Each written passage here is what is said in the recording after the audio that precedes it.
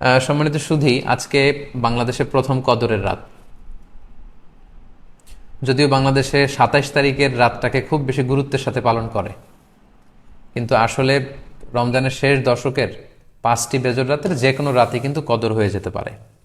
তাই বুদ্ধিমান মুমিনের কাজ হচ্ছে ৫টি বেজর রাতের প্রতিটি রাতেই সমানভাবে সমান গুরুত্বের সাথে এবাদত করে যাওয়া, তাহলে কিন্তু কদর আর মিস হবে না। আল্লাহ রসুল সাল্লাহ আলাইসাল্লাম বলেছেন, মান হরিমা খাইরাহা ফাকদ হরিম। যে ব্যক্তি এই কদরের বরকত মাহাত্ম থেকে বঞ্চিত হলো, সে আসলেই বঞ্চিত হলো। কারণ পুরো রমাদানের মূল আকর্ষণ হচ্ছে এই কদরকে ঘিরেই সব কিছু। সো এই কদরের বরকত থেকে যারা বঞ্চিত হলো ফাকদ হরিম, তারা আসলেই বঞ্চিত। হি ইজ দ্য লুজার, সে আসলেই বঞ্চিত। আমরা বঞ্চিত হতে চাই না, আমরা গেইনার হতে চাই, আমরা বারাকা রহমত হাসিল করে নিতে চাই। আল্লাহ রসুল সাল্লাহ আলাইহি ওয়াসাল্লাম ইরশাদ করেছেন, ফালতামিসু ফিল আশরিল আওয়াখিরি মিনাল ভিতর। রমজানের শেষ 10 দিনের মানে শেষ দশকের বেজর রাতগুলোতে কদর তালাশ করো। তার মানে বাংলাদেশে আজকে থেকে শুরু হয়ে গিয়েছে। তার মানে 21-এর রাত, 23-এর রাত, 25-এর রাত, 27-এর রাত এবং 29-এর রাত, এই 5টি বেজর রাত, অড নাইটসগুলো, 5টি রাতের যে কোনো একটি রাতেই কিন্তু কদর হয়ে যেতে পারে। এবং কালামুল্লাহ মাজিদে আল্লাহ তাআলা সূরাতুল কদর নামে একটি সূরা নাজিল করেছেন, যেখানে আল্লাহ বলছেন, লাইলাতুল কদরি খায়রুম মিন আলফি শাহর। কদরের রাত 1000 মাসের চেয়ে সেরা। 1000 মাসে হয় 83 বছর 4 মাস। তার মানে আজ রাতে যদি আমরা এবাদতের মধ্য দিয়ে এই রাতটি কাটাতে পারি, তাহলে 83 বছর 4 মাস এবাদত করলে যে পরিমাণে সওয়াব পাওয়া যাবে, আল্লাহ তাআলা ঠিক ওই পরিমাণে সওয়াব দিবেন, এটা আল্লাহ বলেননি। আল্লাহ বলেছেন খায়রুম মিন আলফি শাহর, তার চেয়েও বেশি পরিমাণ সওয়াব, ব্লেসিংস, মাহাত্ম আমরা অর্জন করতে পারবো। এবং সালামুন হিয়া হাত্তা মাতলা আইল ফাজর, ফজর পর্যন্ত, রাত থেকে মাগরিবের আজান থেকে শুরু করে ফজর পর্যন্ত পুরো সময়টাই কিন্তু কদরের বরকতময় রাত। এবং যখন কদরের রাত আসতো, আল্লাহ রাসূল সাল্লাল্লাহু আলাইহি ওয়াসাল্লাম এবাদতে খুব বেশি নিমগ্ন হয়ে পড়তেন। সারা বছরের কখনও রাসূল সাল্লাল্লাহু আলাইহি ওয়াসাল্লাম সারা রাত জেগে এবাদতের কোনো নজির পাওয়া যায় না, শুধু কদরের এই রাতগুলো ছাড়া বা রমজানের শেষ 10 দিনের এই সময়টুকুন ছাড়া। হাদিস শরীফে এসেছে, ইদা জা আল আশরা আহিয়াল লাইলা ওয়া আইকাযা আহলা ওয়া জাদ্দা ওয়া শাদ্দাল মিইসার। রমজানের শেষ দশক যখন আসতো, আল্লাহ রাসূল সাল্লাল্লাহু আলাইহি ওয়াসাল্লাম সারা রাত জেগে ইবাদত করতেন, সারা রাত দাঁড়িয়ে দাঁড়িয়ে তিনি ইবাদত করতেন। ওনার ফ্যামিলি মেম্বার্সের মধ্যে থেকে কেউ ঘুমিয়ে থাকলে তাদেরকে উঠিয়ে দিতেন এবং তিনি কোমরে গামছা বেঁধে ইবাদতে লেগে পড়তেন। এখানে রূপক অর্থে কোমরে গামছা বেঁধে বোঝানো হচ্ছে মানে ইবাদত করার জন্য তিনি এতই উদ্গ্রীব হয়ে পড়তেন, কখনো বছরের কোনো সময়ে এতটা উদ্গ্রীবতা রাসূল সাল্লাল্লাহু আলাইহি ওয়াসাল্লামের মধ্যে দেখা যেত না। এবং আল্লাহর হাবিব সাল্লাল্লাহু আলাইহি ওয়াসাল্লাম ইরশাদ করেছেন, মান কামা লাইলাতাল কদরি ঈমানা ওয়া ইহতিসাবা গুফিরা লাহু মা তাকদ্দামা মিন যামবি। যে ব্যক্তি এই কদরের রাতে কিয়ামুল লাইল করবে, আল্লাহ তাআলা তার পূর্বের সব গুনাহ মাফ করে দিবে। তাই কদরের রাতে আপনারা বেশি বেশি কিয়াম করুন, দীর্ঘ সময় দাঁড়িয়ে নফল নামাজ পড়ুন, লম্বা সময় দাঁড়িয়ে থাকুন, লম্বা রুকু করুন, লম্বা সিজদা করুন।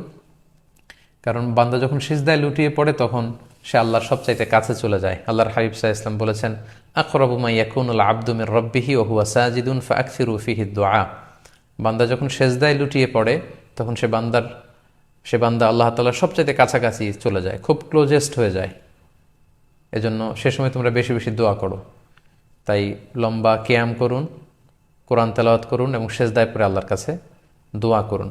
আম্মা জান আয়েশা রাদিয়াল্লাহু তাআলা আনহাকে বিষ্ণু ইসা ইসলাম একটা দোয়া শিখিয়েছিলেন এবং বলেছিলেন, আয়েশা, কদরের রাত যদি তুমি পাও, তুমি এই দোয়াটা বেশি বেশি পড়বে। দোয়াটি হচ্ছে, আল্লাহুম্মা ইন্নাকা আফুন তুহিব্বুল আফওয়া ফাআফু আন্নি।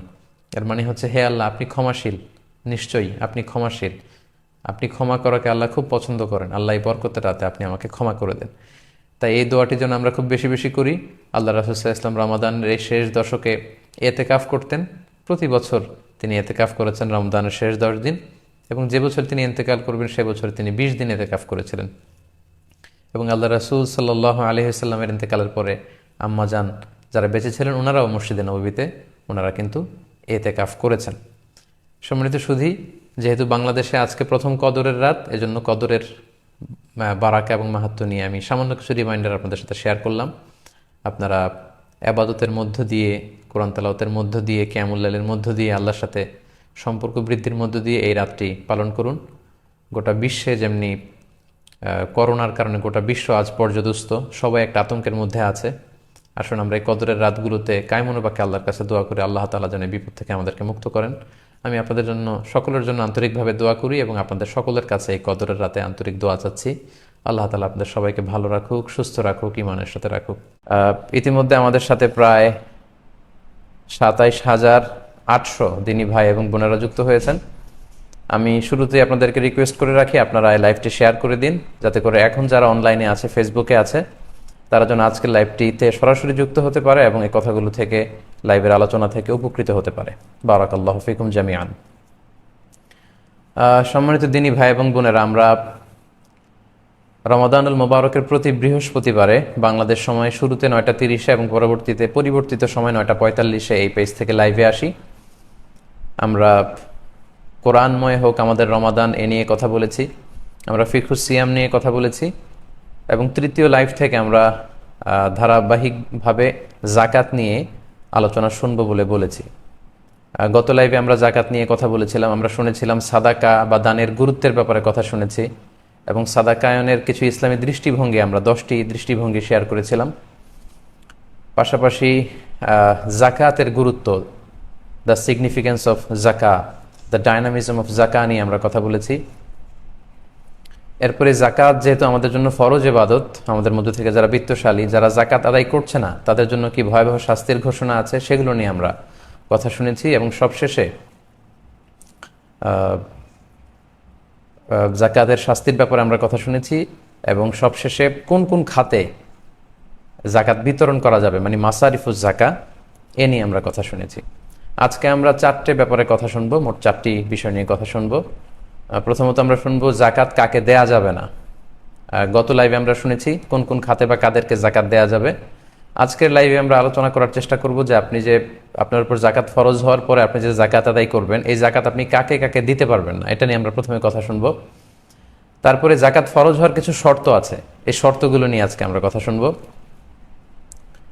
এরপর জাকাত যোগ্য সম্পদ কি কি, সব সম্পদে জাকাত আসে না।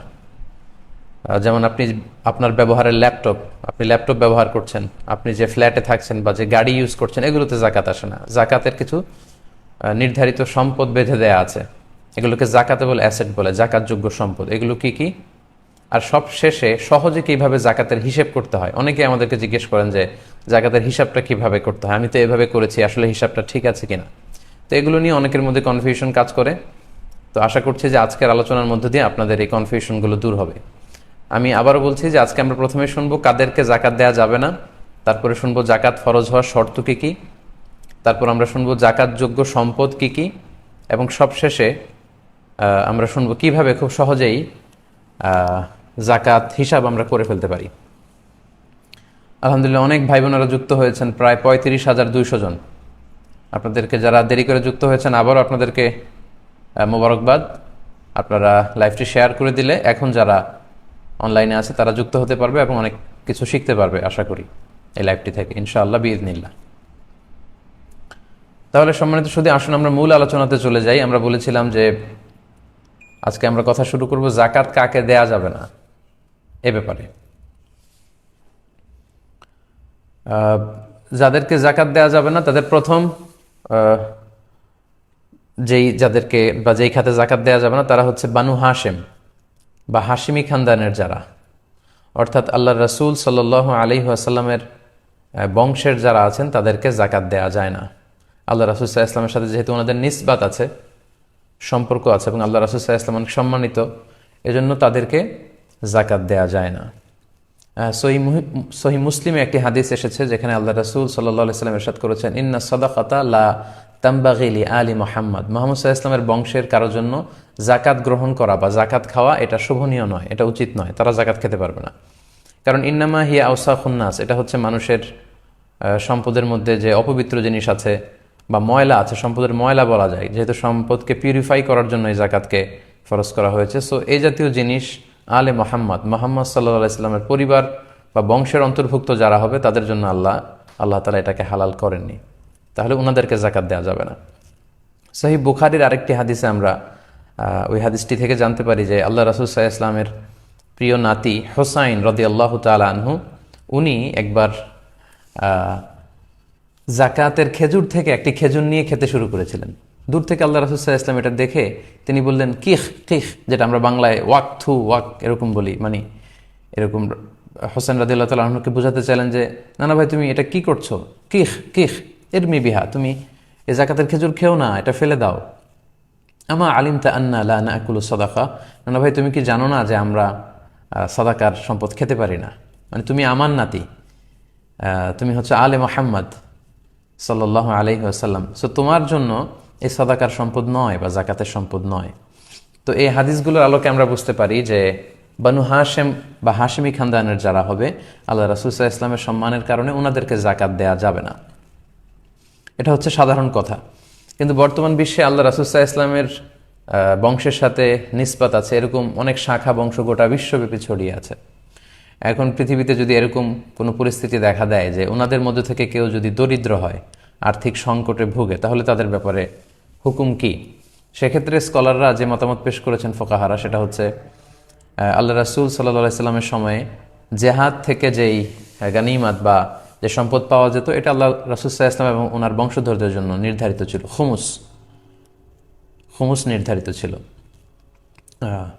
1/5 তো সেটা তো এখন নেই। এখন আমাদের সেন্ট্রাল লিডারশিপ নেই, আমাদের নেতৃত্ব দেওয়ার কেউ নেই, তো এখন এই খুমুসের বিধান নেই। তো সেক্ষেত্রে মুসলিম যে গভর্নমেন্ট আছে তারা আল্লাহ রাসূল সাল্লাল্লাহু আলাইহি ইসলামের বংশধর যারা আছে তাদের মধ্যে থেকে কেউ যদি আর্থিক দৈন্যতায় থাকে তাদেরকে সহযোগিতা করার চেষ্টা করবে, তাদেরকে সাপোর্ট করার চেষ্টা করবে, তাদেরকে ভাতা দেওয়ার চেষ্টা করবে। এখন এরকম ব্যবস্থাও যদি না থাকে, খুমুস নাই, ভাতা দেওয়ারও সুযোগ নাই, সেক্ষেত্রে অনেক ফোকাহারা বলেছে এরকম বিশেষ পরিস্থিতি যদি হয় তাহলে তাদেরকেও জাকাতের অর্থ দিয়ে সহযোগিতা করা যেতে পারে। তবে সাধারণত বনু হাশিমের কাউকে জাকাতের সম্পদ থেকে টাকা বা অর্থ দেয়া যায় না। তাহলে এই এক খাতে জাকাত দেয়া যাবে না, বা হাশিমি খানদানের যারা তাদেরকে জাকাত দেয়া গেল না। এরপর অমুসলিম যারা, তাদেরকে জাকাত দেয়া যাবে না, কারণ জাকাত এটা মুসলমানদের থেকে উত্তোলন করা হয় এবং মুসলমানদের মধ্যে বিতরণ করা হয়। সহিহ বুখারীতে একটি হাদিস এসেছে যেটি আমরা আগের পর্বে উল্লেখ করেছিলাম যে জাকাতটা হচ্ছে এমন সম্পদ তুখযু মিন আগনিয়াইহিম, এটা মুমিনদের মধ্য থেকে যারা ধনী তাদের থেকে কালেক্ট করা হবে, ওয়া তুরাদ্দু আলা ফুকারাইহিম, এবং বিশ্বাসীদের মধ্য থেকে, মুমিনদের মধ্য থেকে যারা গরিব ফকির মিসকিন তাদের মধ্যে দান করা হবে। তো এটা অমুসলিমদের জন্য নয়, এটা হচ্ছে সাধারণ হুকুম। কিন্তু এক্ষেত্রে এক্সেপশনাল হচ্ছে আল মুআল্লাফাতু কুলুবুহুম, যাদের চিত্ত আকর্ষণের জন্য আল্লাহ রাসূল সাল্লাল্লাহু আলাইহি ওয়াসাল্লাম জাকাত দিয়েছিলেন। অনেক কাফির মুশরিককে, বিধর্মীকেও আল্লাহ রাসূল সাল্লাল্লাহু আলাইহি ওয়াসাল্লাম জাকাত দিয়েছিলেন। তো এই মতামতটার ব্যাপারে ইখতিলাফ আছে। হানাফি স্কুল অফ থটের মতে হচ্ছে তাদেরকে জাকাত দেয়া যাবে না, অর্থাৎ জাকাতের টাকা অমুসলিমদের কোনো কাজে বা তাদেরকে সাহায্য সহযোগিতার জন্য ব্যয় করা যাবে না, বরং অন্য কোনো ফান্ড থেকে অমুসলিমদের মধ্য থেকে কেউ যদি নিঃস্ব থাকে, অসহায় থাকে, তাদেরকে হেল্প করতে হবে।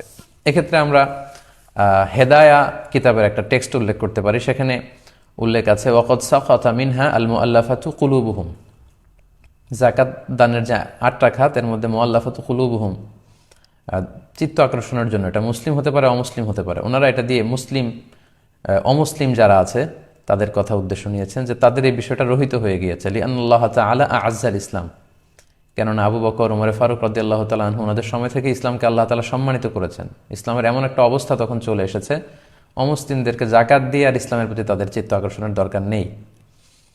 ওয়া আগনা আনহুম ওয়া আলা যালিকা ইন আকাদাল ইজমা, হানাফি স্কলার্সদের মতে এ ব্যাপারে ইজমা হয়েছে, ইজমায়ে সুকুতি। কিন্তু অন্যান্য মাযহাবে এবং অন্যান্য ফুকাহারা এ ব্যাপারে ফ্লেক্সিবল। ওনারা বলেছেন যে না, ইনমাসাতিল হাজা, যদি সিচুয়েশন ডিমান্ড করে তাহলে অমুসলিমদেরকেও জাকাত দেওয়া যাবে। মোস্ট রিসেন্টলি আমি আলী আল কারাদাগি, একজন ওয়ার্ল্ড ফেমাস একজন স্কলার, ওনার একটা রিসার্চ পেপার পড়েছি। সেখানে তিনি আল মুআল্লাফাতু কুলুবুহুম এটা নিয়ে বিস্তর আলোচনা করেছেন, এবং সবশেষে উনি যেই আউটপুট সেখানে দিয়েছেন, উনি বলতে চেয়েছেন যে এটার হুকুমটা আসলে রহিত হয়ে যায়নি। কিছু কিছু স্কলাররা মনে করেন যে ইসলাম খুব শক্তিশালী পর্যায়ে চলে যাওয়ার কারণে এই খাতটা নেই, কিন্তু উনি মনে করেন যে বর্তমান এই পরিস্থিতিতে এই খাতটা এখনও আছে, এবং অমুসলিমদের মধ্য থেকে হিন্দু, বৌদ্ধ, খ্রিস্টান, মুশরিক, নাস্তিক এরাও যদি বিপদে পড়ে জাকাতের টাকা দিয়ে ওই তহবিল থেকে তাদেরকে দান করা যাবে। উনি সহ আর বর্তমান অনেক স্কলারের ব্যাপারে মতামত দিয়েছেন। এই মতামতের ভ্যালিডিটি আছে এই কারণে, কারণ আপনারা দেখবেন যে খ্রিস্টান মিশনারি ওরা যখন সহযোগিতা করে শুধু খ্রিস্টানদেরকে না, মুসলমানদেরকে, বৌদ্ধদেরকে, সবাইকে দেয়। তো সেক্ষেত্রে মুসলমানদেরও দানের ক্ষেত্রে এরকম ওয়াসাআত বা খুব বড় ব্রড পরিসর থাকা উচিত, যেটা অমুসলিমদেরকে আকৃষ্ট করবে। আর নন মুসলিম সোসাইটিতে যারা ইউরোপে আমেরিকায় থাকে, সেখানে কিন্তু আমাদের মুসলিম ভাই বোনেরা মাইনরিটি। নানা কারণে, ইসলামোফোবিয়ার কারণে কিন্তু তারা সেখানে অপারেশনের শিকার হচ্ছে। সো আমাদের মুসলিম এনজিওগুলো যখন জাকাতের টাকা থেকে অমুসলিমদেরকে সহযোগিতা করে, তখন মুসলমানদের একটা ভালো সোশ্যাল অবস্থান সেখানে তৈরি হয়। ফলে তাদের উপর যে অত্যাচার বা তাদের ব্যাপারে যে ভুল ধারণা, এগুলো কমতে শুরু করে। সো এগুলোর আলোকে বর্তমান অনেক মডার্ন স্কলাররা বা ফোকাহারা ওনারা বলেছেন যে এই হুকুমটি একেবারে রহিত হয়ে যায়নি, যদি প্রয়োজন হয় তাহলে সেখান থেকে নন মুসলিমদেরকেও চ্যারিটি করা যেতে পারে জাকাত থেকে। তাহলে দুটি খাত আমরা জানলাম। 3 নাম্বার হচ্ছে কোনো ধনী বা স্বাবলম্বী লোককে জাকাত দেওয়া যাবে না। এটা তো সিম্পলি আমাদের আকল খাটিয়ে আমরা বুঝতে পারি যে জাকাত হচ্ছে গরিবদের হক, এটা ধনীরা কেন পাবে, স্বাবলম্বীরা কেন পাবে, তাদেরকে, ধনীদের জন্য এটা নয়, এটা গরিবদের জন্য।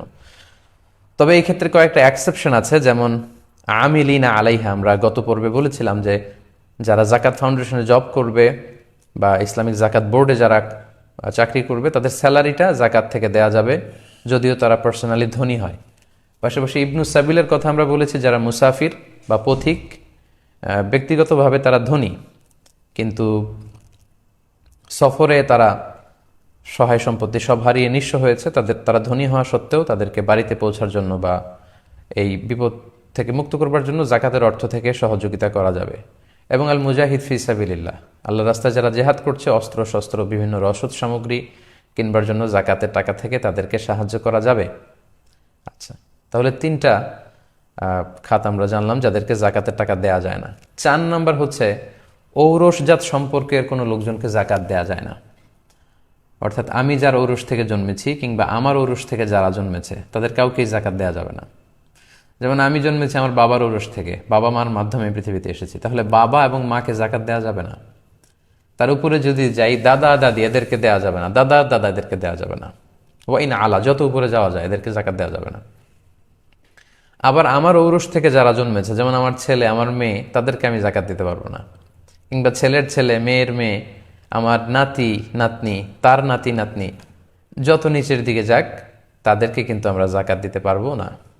তাহলে 4 নম্বর খাতে আমরা জানলাম যে ঔরসজাত সম্পর্ক যদি আমাদের থেকে থাকে, ওই সম্পর্কের আত্মীয়দেরকে, বাবা মা, দাদা দাদি, ছেলে মেয়ে, নাতি নাতনি, তাদেরকে আমরা জাকাত দিতে পারবো না। 5 নম্বর হচ্ছে স্ত্রীকে জাকাত দেওয়া যায় না। কথাটা শুনতে একটু হাস্যকর মনে হলো, স্বামী কিন্তু তার স্ত্রীকে কখনোই জাকাত দিতে পারবে না, কারণ স্ত্রীর ভরণ পোষণ খরচ এগুলো বহন করা কিন্তু স্বামীর উপর আবশ্যক। তাই স্ত্রীকে জাকাত দেয়া যাবে না। এই 5 শ্রেণীর লোককে সাধারণত জাকাত দেয়া যায় না। আলহামদুলিল্লাহ, আমরা দেখছি ইতিমধ্যে প্রায় 40,000 ভাই বোন যুক্ত হয়েছেন। দেরি করে যারা যুক্ত হয়েছেন, তারাবির সালাত আদায় করে আসতে আসতে জয়েন করতে অনেকের দেরি হয়েছে, তাদেরকে আবারও মোবারকবাদ, এবং অনুরোধ করব আপনারা লাইভটি শেয়ার করুন যাতে অন্যান্যরাও যুক্ত হয়ে আলোচনাটি থেকে উপকৃত হতে পারে। বারাকাল্লাহু ফিকুম জামিআন। তাহলে আমরা জানলাম যে কাদেরকে জাকাত দেয়া যাবে না, এই 5 শ্রেণীর লোককে যে জাকাত দেয়া যায় না, এটি আজকে আমরা জানলাম। এ পর্যায়ে আমরা জানবো জাকাত ফরজ হওয়ার কিছু শর্ত আছে। আপনি সামান্য কিছু সম্পদের মালিক হলেই যে জাকাত ফরজ, ব্যাপারটি এমন নয়। এটার কিছু প্রক্রিয়া আছে। এই প্রক্রিয়াগুলোর মধ্য দিয়ে যদি আপনি যান, তবে আপনার জাকাত ফরজ হবে।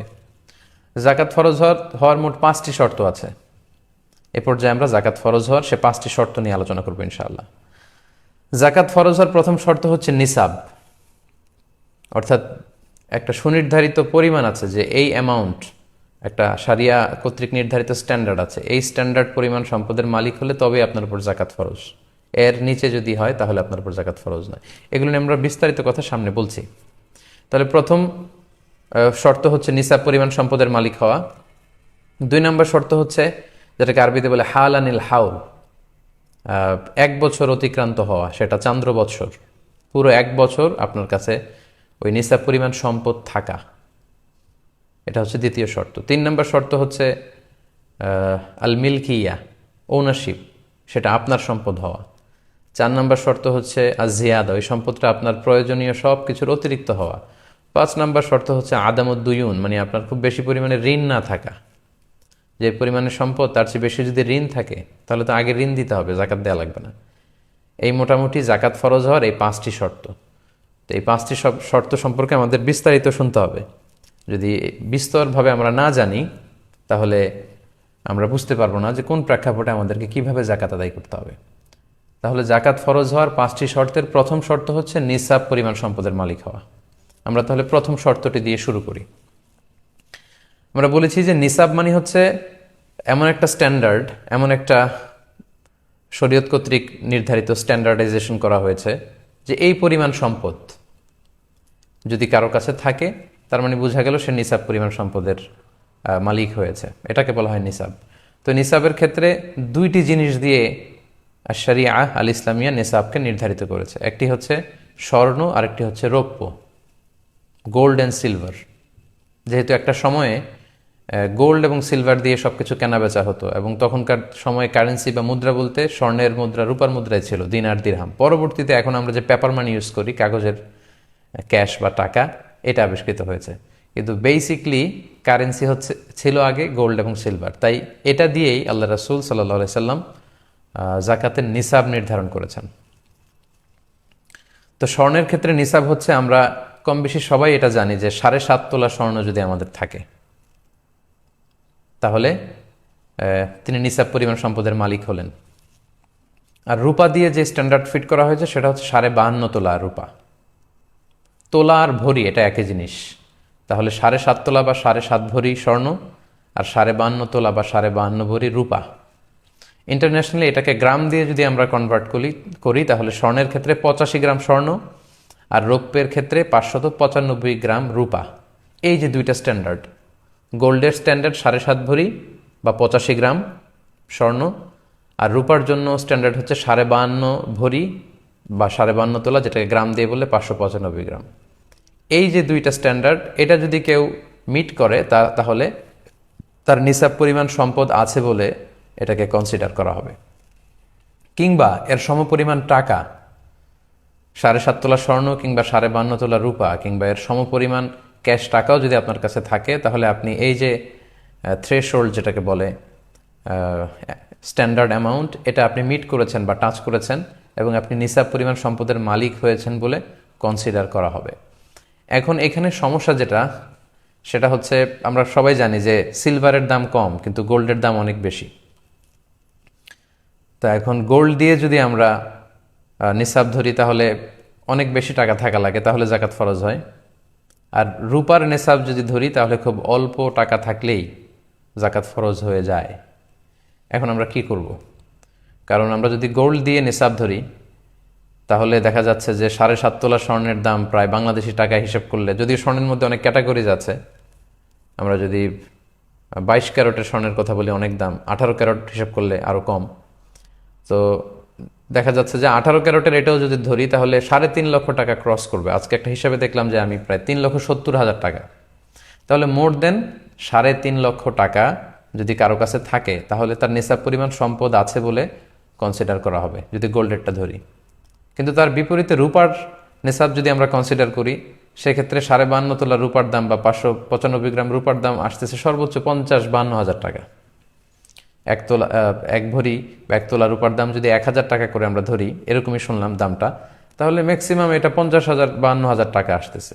তো কোথায় 50,000 আর কোথায় 3.5 লক্ষ, 7 গুণ বেশি ডিফারেন্স। তো এক্ষেত্রে আমরা কি করব? এক্ষেত্রে 2টা মতামতই আছে। গোল্ডের মেজারমেন্টও ধরা যেতে পারে, যেহেতু এটা শরিয়াতে নির্ধারিত প্রেসক্রাইব করা হয়েছে। আবার রূপার, সিলভারের এটাও ধরা যেতে পারে। এখন আমরা কোনটা ধরবো? আমরা এই ব্যাপারে ছোট্ট একটা অ্যানালাইসিস শুনলে আমরা বুঝতে পারবো যে আসলে কোনটা ধরা উচিত। এক্ষেত্রে 2টা মত। কেউ কেউ বলেন গোল্ড ইজ স্ট্যান্ডার্ড, গোল্ডটাই ধরতে হবে। কেন ধরতে হবে? তার কারণ হচ্ছে আল্লাহ রাসূল সাল্লাল্লাহু আলাইহি ওয়াসাল্লামের সময় যখন গোল্ড আর সিলভার দিয়ে, সোনার রূপা দিয়ে জাকাতের নিসাব নির্ধারণ করা হয়েছিল তখন 2টার মূল্যমান সমান ছিল। অর্থাৎ 7.5 তোলা স্বর্ণের বিনিময়ে 52.5 তোলা রূপা পাওয়া যেত, অনেকটা এরকম কাছাকাছি ছিল। অথবা 52.5 তোলা রূপা বিক্রি করলে 7.5 তোলা স্বর্ণ পাওয়া যেত। তার মানে এটা একটা সোশ্যাল স্ট্যান্ডার্ড তখন এরকম ছিল যে এই পরিমাণ গোল্ড থাক বা সিলভার থাক, স্বর্ণ থাক বা রূপা থাক, এই পরিমাণ হতে হবে এবং এটা থাকলে একজন ব্যক্তির উপর জাকাত ফরজ হবে।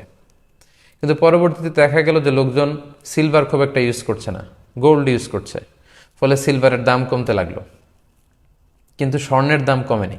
তার মানে রাসূল সাল্লাল্লাহু আলাইহি ওয়াসাল্লাম যে স্ট্যান্ডার্ড ঠিক করে দিয়েছিলেন ওইটা এখনো পর্যন্ত বজায় থাকে গোল্ডের মধ্যে, সিলভারে সেটা বজায় থাকে না, যেহেতু সিলভারে ফল করেছে। এই জন্য ওনারা বলেন যে গোল্ড ইজ স্ট্যান্ডার্ড। আচ্ছা, 2 নাম্বার তারা যে যুক্তি দাঁড় করায় সেটা হচ্ছে জাকাতের ক্ষেত্রে বলা হয়েছে তুখযু মিন আগনিয়াইহিম, জাকাত ধনীদের থেকে নেওয়া হবে, ও তুরদ্দু আলা ফুকারাইহিম, আর গরিবদের মধ্যে বন্টন করা হবে। তো রূপার নেসাব যদি ধরা হয় তাহলে এমন অনেক লোককে জাকাত দিতে হবে যারা আসলে ধনী না, তাদেরকে আমরা ধনী বলি না। অর্থাৎ 50,000 টাকা আসলে এখন অনেকের কাছেই থাকে। একজন ঝালমুড়িওয়ালা, তারও এখানে সেখানে হিসাব করলে 50,000 টাকা তার কাছে আছে। রিক্সা চালায়, তার কাছেও হয়তো থাকতে পারে। অনেক ছেলেরা টিউশনি করে ঢাকায় বিভিন্ন জায়গায় মেসে থেকে যারা চলে, তাদের অ্যাকাউন্টে এবং তাদের কাছে 50,000 থাকে, এবং কারো কাছে 50,000 টাকা পরিমাণ যদি থাকে তাহলে সাধারণত আমাদের সোসাইটিতে তাদেরকে আমরা ধনী বলি না। এজন্য ওনারা বলেন যে এটা আসলে লজিক্যাল না, বরং গোল্ডের মেজারমেন্টটা এটা লজিক্যাল। তাদের 3 নম্বর কথা হচ্ছে যে গোল্ডের দাম কিন্তু স্টেবল, বারে কমে খুব সামান্য, রূপার মতো এত ফল করে না। তো ওইটা স্টেবল ঠিকই আছে। রূপা কমতে শুরু করেছে, তাদের কথা হচ্ছে রূপা কমতে কমতে যদি আরও কমে যায়, দাম যদি অনেক কমে যায়, তখন এই যে থ্রেশহোল্ড বা এই যে স্ট্যান্ডার্ডটা দাঁড় হবে রূপার ক্ষেত্রে, সেটা অনেকটা হাস্যকর হবে যে এই পরিমাণ টাকা থাকলে জাকাত দিতে হবে, কিন্তু হাদিসে বলা হচ্ছে ধনীদের দিতে হবে। তো এই পরিমাণ টাকা কারো কাছে থাকলে তাদেরকে তো আমরা ধনী বলি না, এটা হচ্ছে ওনাদের যুক্তি। আর রূপাকে নেসাব ধরতে হবে যারা বলে, তাদের যুক্তি হচ্ছে জাকাতটা গরিবের হক। সো এমন নিসাব আমাদের ধরা উচিত যেটা ধরলে গরিবরা বেশি উপকৃত হবে। আপনি যদি রূপার নিসাব ধরেন, অর্থাৎ 50-52 হাজার টাকা যদি আপনি নিসাবের অর্থ ধরেন, তাহলে অনেক লোককেই জাকাত দিতে হয়, ফলে একটা বিশাল সংখ্যক গরিব লোকেরা এ থেকে উপকৃত হবে, বেশি সংখ্যক লোক জাকাত দান করবে, ফলে উপকৃত হবে। তো রূপার নিসাবটা ধরলে যেটা লাভ হয়, 2 দিক থেকেই লাভ। যিনি জাকাত দিচ্ছেন তারও লাভ, যিনি নিচ্ছেন তারও লাভ। যিনি দিচ্ছেন তার লাভ হচ্ছে তিনি সওয়াব পেয়ে ধন্য হচ্ছেন, কারণ হাদিসে আছে যে এটা পাহাড় সম হয়ে ফিরে আসে, হাত্তা তাকুনা মিসলাল জাবাল। আপনি যে জাকাত দান করবেন এটা বিফলে যাচ্ছে না, এটা পাহাড় সমান বড় করে আল্লাহ তাআলা আপনাকে ফিরিয়ে দিবেন আবার, এই বিশ্বাসটা আমাদের থাকতে হবে। আর যিনি নিচ্ছেন গ্রহীতা, তিনি উপকৃত হচ্ছেন আর্থিকভাবে। তাহলে রূপার নেসাব যদি এটাকে যদি আমরা স্ট্যান্ডার্ড ধরি, তাহলে 2 দিক থেকে সুবিধা, দাতা এবং গ্রহীতা উভয়ই লাভবান। দাতা লাভবান হচ্ছে আখিরাতে, এবং যেই লাভটা আমাদের খুব বেশি দরকার। আর গ্রহীতা লাভবান হচ্ছে দুনিয়াতে, দারিদ্রতা বিমোচনের ক্ষেত্রে এটা বিশাল একটা ভূমিকা পালন করবে। So with all this aspects and discussion, 2 দিকের সব যুক্তি তথ্যপাত্য আমরা পেশ করার পরে আমরা এই সিদ্ধান্তে আসতে পারি যে আমরা রূপার যে নেসাবটা, এইটা সাজেস্ট করা উচিত।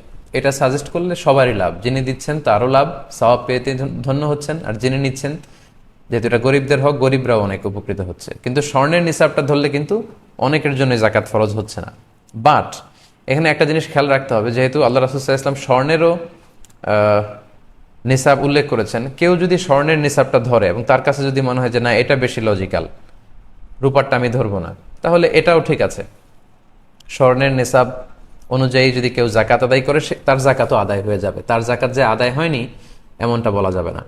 কিন্তু আমরা যেহেতু জাকাতটা গরিবের হক, আনফা আলিল ফোকারা, সেহেতু আমরা রূপারটাকে সাজেস্ট করি, তাহলে যিনি দিচ্ছেন যিনি পাচ্ছেন উভয়ই উপকৃত হবেন। আশা করি নিসাবের প্রথম যে শর্ত জাকাত ফরজ হওয়ার নিসাব, এ ব্যাপারে আপনারা ব্যাপারটা বুঝতে পেরেছেন এবং ক্লিয়ার হয়েছেন আশা করছি।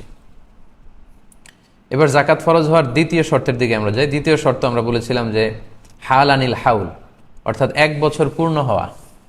এই যে আপনি রূপার নিসাবের মালিক হলেন, লেটসে 50,000 টাকাই ধরুন, লেটসে 50,000 বিডি টাকা।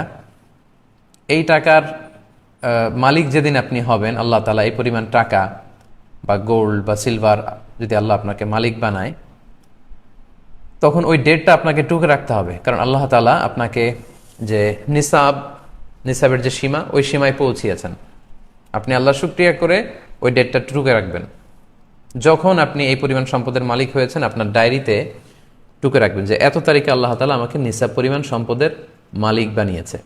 এবং বানানোর পরে আপনি অপেক্ষা করবেন যে 1 বছর পরিমাণ সময়, 1 বছরের এই দীর্ঘ পিরিয়ড অফ টাইমে এই পরিমাণ টাকা আপনার কাছে থাকে কিনা, এটা স্টেবিলিটি কতটুকু, সারিয়া এটা দেখতে চায়। হুট করে কেউ টাকার মালিক হলেই তাকে জাকাত দিতে হয় না, বরং এটা 1 বছর অতিক্রান্ত হয় কিনা এটা দেখতে হবে। এই 1 বছর পরিমাণ আপনার ফিনান্সিয়াল অবস্থা ভালো থাকাটাকেই হাল আনিল হাউল বলা হচ্ছে। 1 বছর পরিমাণে নিসাব পরিমাণ সম্পদ থাকতে হবে, তাহলে আপনার উপর জাকাত ফরজ হবে, তা না হলে নয়। হুট করে জাকাত ফরজ হয় না।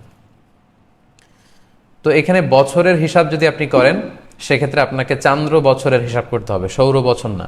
এই যে আমরা জানুয়ারি, ফেব্রুয়ারি, মার্চ হিসাব করছি, এটাকে বলা হয় সোলার ইয়ার, সোলার ক্যালেন্ডার অনুযায়ী। কিন্তু আপনি জাকাতের হিসাব যখন করবেন, আপনাকে লুনার ইয়ার ধরে হিসাব করতে হবে, মানে চান্দ্র বৎসর, যেটা হয় 354 দিনে 1 বছর হয়। আর সোলার ইয়ার বা সৌর বছর হয় 365 দিনে, প্রায় 11 দিনের গ্যাপ। তাহলে 2 নম্বর শর্ত হচ্ছে হাল আনিল হাউল, এই সম্পদটা আপনার কাছে 1 বছর পরিমাণ থাকতে হবে। আশা করি এই ব্যাপারটাও বুঝেছেন। 3 নম্বর শর্ত হচ্ছে আল মিল্কিয়া, আপনি নিসাব পরিমাণ সম্পদের মালিক হলেন, এটা 1 বছর আপনার কাছে আছে। কথা হচ্ছে এই সম্পদটা আপনার পরিপূর্ণ মালিকানায় আছে কিনা, যেটাকে ওনারশিপ বলে। যে সম্পদটা আপনার আছে, এই সম্পদের উপর আপনার কমপ্লিট ওনারশিপ এস্টাবলিশ হতে হবে, মানে এটা একেবারে আপনার নিজের হস্তগত, আপনার কাছে আছে বা আপনার আওতায় আছে, আপনি চাইলেই সেখান থেকে খরচ করতে পারেন, এরকম হতে হবে টাকাটা। এখানে যদি এমন হয় যে আপনার কাছে আমানতের টাকা আছে, কেউ আপনার কাছে 5 লক্ষ টাকা আমানত রেখেছিল, ওই আরেকজনের আমানতের টাকা থেকে কিন্তু আপনি আবার জাকাত দিয়ে দিতে পারবেন না, কারণ এই টাকাটা আপনার না। যিনি আপনার কাছে আমানত রেখেছিল, এটা তার টাকা, সো অন্যের আমানতের টাকা আপনি জাকাত দিতে পারবেন না। তাহলে 3 নম্বর শর্ত আমরা বুঝতে পারলাম যে ওনারশিপ থাকতে হবে, এটার মালিক আপনার হতে হবে। 4 নম্বর শর্ত হচ্ছে, আরবিতে এটাকে বলে আজিয়াদা, মানে অতিরিক্ত হওয়া। আপনার প্রয়োজনাতিরিক্ত হতে হবে এই সম্পদটা, আপনার কাজে লাগছে না, অলস পড়ে আছে, অতিরিক্ত টাকা, উদ্বৃত্ত টাকা। দেখেন ইসলামী শরিয়া কত সুন্দর ভারসাম্যপূর্ণ বিধান আমাদের জন্য ফিক্স করেছে। ইসলাম বলছে যে তোমার সকল খরচ, আপনার পার্সোনাল এক্সপেন্সেস যা আছে, আপনার ফ্যামিলি এক্সপেন্সেস, আপনার ট্রান্সপোর্টেশনের জন্য যে খরচ লাগে, আপনার অ্যাকোমোডেশন বা লিভিং কস্ট, যেই ফ্ল্যাটে আপনি থাকছেন ওই ফ্ল্যাটের ভাড়া আপনি ঠিকমতো দিতে পারছেন, আপনার বাচ্চাদের স্কুলিং, আপনাদের মেডিকেল এক্সপেন্সেস, যেটা চিকিৎসার জন্য যত খরচ, এই সব যাওয়ার পরে, ইভেন আপনার হালাল এন্টারটেনমেন্টের পরে, আপনি প্রতি বছর কোথাও ট্যুর করেন বা বেড়াতে যান, এগুলোর খরচও ঠিকঠাক মতো চলছে। অর্থাৎ আপনার খাওয়া দাওয়া, চলা ফেরা, বাচ্চাদের পড়াশোনা, একটা সম্মানজনক লাইফ লিড করার পরে যদি প্রতি মাসেই আপনার কাছে এরকম 50-52 হাজার টাকা অতিরিক্ত থেকে যায়, এবং এটা পুরো বছর ব্যাপী আপনার কাছে থেকে যায়, ঠিক তখন আপনার উপর জাকাত ফরজ হয়, এর আগে না। অর্থাৎ আপনার নিত্য প্রয়োজনীয় সবকিছু খুব স্মুথলি, আপনার life leading system is very smooth, খুব স্মুথলি আপনি সব কিছু করছেন, আপনার কোনো সমস্যা হচ্ছে না, সব চাহিদা আপনি ফুলফিল করতে পারছেন। তারপরেও কিছু টাকা, নিসাব পরিমাণ টাকা যদি আপনার কাছে থেকে যায়, ঠিক তখনই শরিয়া আপনার উপর জাকাতকে ওয়াজিব করে, তার আগে নয়। তাহলে 4 নম্বর শর্ত আমরা জানলাম যে এটা আপনার অতিরিক্ত, কাজে লাগছে না, অলস টাকা, উদ্বৃত্ত টাকা পড়ে আছে, ওইটার উপর জাকাত ফরজ, আপনার প্রয়োজনীয় টাকা থেকে জাকাত দিতে বলা হয়নি। তাহলে 4টা শর্ত আমরা জানলাম। এবার জাকাত ফরজ হওয়ার সর্বশেষ শর্ত হচ্ছে আদামুদ্দুয়ুন, ঋণ না থাকা। আপনার কাছে টাকা আছে ঠিকই, কিন্তু আবার ঋণও আছে বিশাল পরিমাণ। যে পরিমাণে টাকা আছে তার চেয়ে যদি বেশি ঋণ থাকে, তাহলে আপনি জাকাত দিবেন না, আগে ঋণ দিবেন। তো এই পরিমাণ ঋণ থাকলে আপনার উপর জাকাত কিন্তু ফরজ হয় না। ঋণের ক্ষেত্রে কয়েকটি বিষয় খুব ভালো করে আমাদেরকে বুঝে নিতে হবে। ঋণের কিছু ধরন আছে, কিছু ক্লাসিফিকেশন আছে। এক ধরনের ঋণ হচ্ছে যেটা আমাকে একবারে পরিশোধ করে দিতে হবে। আপনি যেদিন জাকাত হিসেব করবেন, ওই দিন এই ঋণটা আপনি আপনার মূল অ্যাসেট থেকে বাদ দিতে পারবেন। যেমন ধরুন, আপনি জরুরি একটা কাজে আপনার বন্ধুর কাছ থেকে 1 লক্ষ টাকা নিয়েছিলেন এবং বলেছিলেন যে 2-3 মাস পরে আপনি তাকে ফেরত দেবেন। তো আজকে আপনার জাকাতের হিসাব করার ডেট, তো 2-1 মাসের মধ্যেই আপনাকে ওই 1 লক্ষ টাকা আপনার বন্ধুকে ফেরত দিয়ে দিতে হবে। তখন আপনি আপনার মূল অ্যাসেট থেকে এই ঋণের টাকাটা বাদ দিতে পারবেন, যেটা আপনাকে একবারে পরিশোধ করতে হয়। আচ্ছা, এটা বোঝা গেল। এবার আসি, কিছু ঋণ আছে একবারে পরিশোধ করতে হয় না, কিস্তিতে পরিশোধ করতে হয়, যেটাকে ইনস্টলমেন্টে যেই ডেটটা আমরা দিয়ে থাকি। এরকম অনেক সময় হয় যে আমি কিস্তিতে গাড়ি কিনলাম, 10 বছরের কিস্তি, প্রতি বছর আমাকে এত এত টাকা দিয়ে দিতে হবে। সেক্ষেত্রে আপনার পুরো ঋণের টাকা কিন্তু আপনি বাদ দিতে পারবেন না। কারণ বাংলাদেশে এরকম অনেক সিআইপি আছে, অনেক বড় বড় ব্যবসায়ী আছে যারা হাজার হাজার কোটি টাকা ব্যাংক থেকে ঋণ নিয়ে থাকে। তারা যদি জাকাত হিসাব করার সময় বলে যে আমার তো ঋণ আছে, আমি জাকাত দেব না, তাহলে তো উনি আর জাকাত দিবে কি? উনারই আরও জাকাত দেওয়া লাগবে, কারণ ঋণগ্রস্ত ব্যক্তিকে তো জাকাতের টাকা দিয়ে হেল্প করা যায়।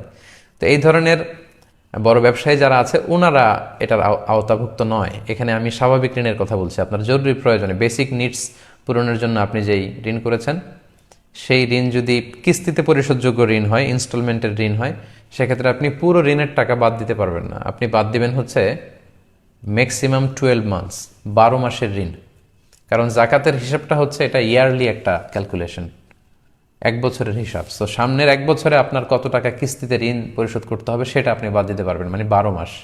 12 মাসে আপনি কত ঋণ পে করবেন শুধু অতটুকু বাদ দিতে পারবেন, এর চেয়ে বেশি আপনি বাদ দিতে পারবেন না। আর ঋণের ক্ষেত্রে 3 নম্বর কথা হচ্ছে, কোনো লাক্সারি আইটেম কেনার জন্য যদি আপনি ঋণ করেন, ধরুন আপনার গাড়ি আছে, এরপর আপনি আপনার শখের জন্য ঋণ করে 5 কোটি টাকা দিয়ে একটা গাড়ি কিনলেন, ওই ঋণ কিন্তু বাদ দেওয়া যাবে না জাকাত থেকে, কারণ আপনি লাক্সারি পণ্যের জন্য ঋণ করেছেন। আপনার একটা বাংলো বাড়িতে আপনি থাকেন, অপ্রয়োজনে আরও কয়েকটা বাংলো বাড়ি ঋণ করে কিনলেন, সেই ঋণের টাকা জাকাতের হিসাব থেকে কিন্তু আপনি বাদ দিতে পারবেন না। আশা করি এই ঋণের পয়েন্ট আপনারা বুঝতে পেরেছেন। তাহলে এই 5টি শর্ত যদি কারোর মধ্যে পাওয়া যায়, সে নিসাব পরিমাণ সম্পদের মালিক হয়েছে এবং সেটা 1 বছর পূর্ণ হয়েছে, পাশাপাশি ওটার উপর পরিপূর্ণ তার ওনারশিপ ছিল, এস্টাবলিশমেন্ট হয়েছে, এবং এই টাকাটা তার অতিরিক্ত কাজে লাগছে না, অলস পড়ে আছে, এবং তার ঋণ নেই। এই 5টি শর্ত যদি কারোর মধ্যে পাওয়া যায়, তাহলে সেই ব্যক্তির উপর জাকাত ফরজ। তাহলে জাকাত ফরজ হওয়ার যে 5টি শর্ত, আশা করি এই আলোচনার মধ্য দিয়ে আপনারা বুঝতে পেরেছেন।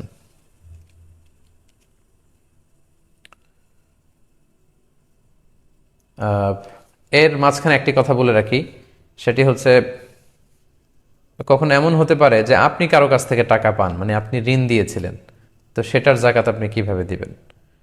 সেটার নিয়ম হচ্ছে, যদি সেই টাকাটা পাওয়ার আশা থাকে যে না আমার পাওয়ার সম্ভাবনা আছে, তাহলে ওইটার জাকাত আপনাকে দিতে হবে।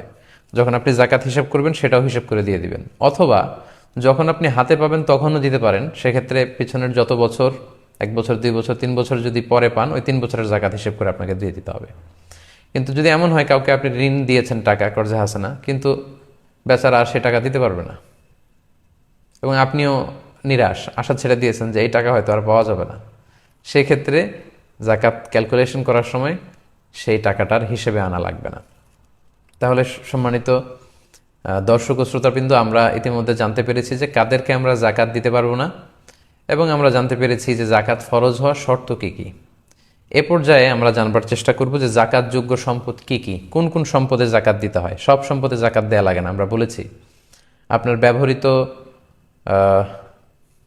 যে বাড়িতে আপনি থাকেন, যে ফ্ল্যাটে আপনি থাকেন, এটার জাকাত নাই। যে গাড়ি আপনি ইউজ করেন, এগুলোর জাকাত নাই। যে মোবাইল, যে ল্যাপটপ আপনি ইউজ করেন, যেগুলো আপনার ব্যবহার করা লাগছে, ব্যবহৃত কোনো জিনিসের জাকাত দিতে হয় না, অ্যাকসেপ্ট জুয়েলারি এবং অর্নামেন্টস।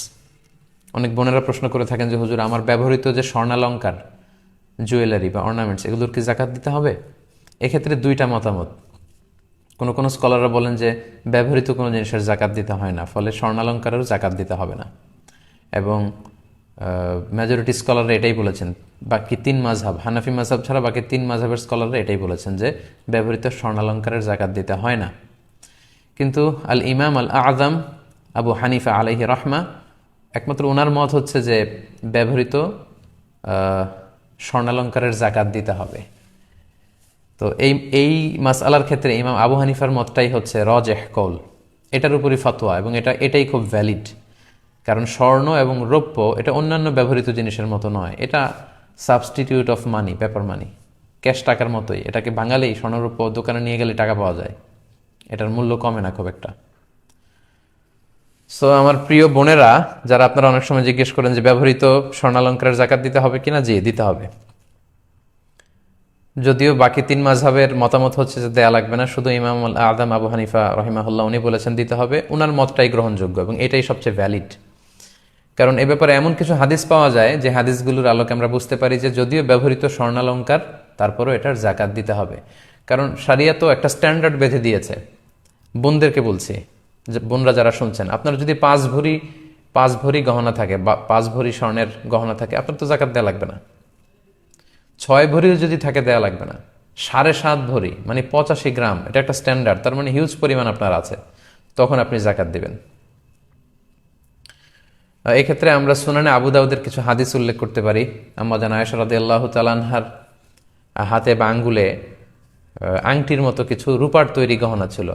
আল্লাহ রাসূল সাল্লাল্লাহু আলাইহি ওয়াসাল্লাম দেখে বললেন, আয়েশা তুমি কি এটার জাকাত দিয়েছো? আম্মা জান আয়েশা বললেন, না দেইনি, এটা আপনার কাছে আমার সৌন্দর্য বাড়ানোর জন্য আমি এটা ব্যবহার করছি, এটার জাকাত দেইনি।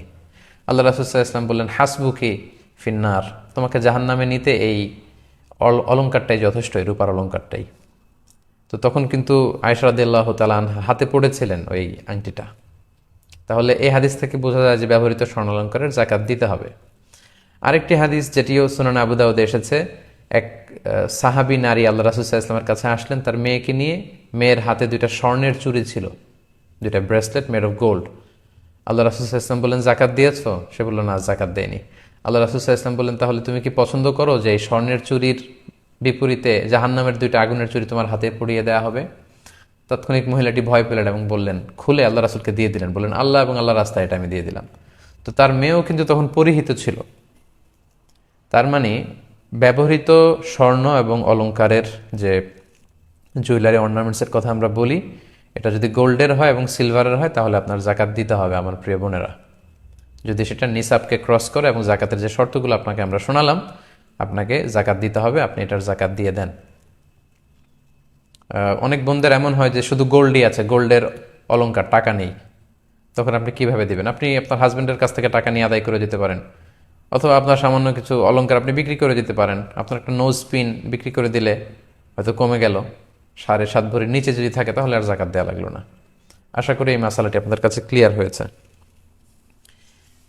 এবার খুব গুরুত্বপূর্ণ একটা পয়েন্ট নিয়ে আমরা কথা বলবো, সেটা হচ্ছে জাকাত যোগ্য সম্পদ কি কি।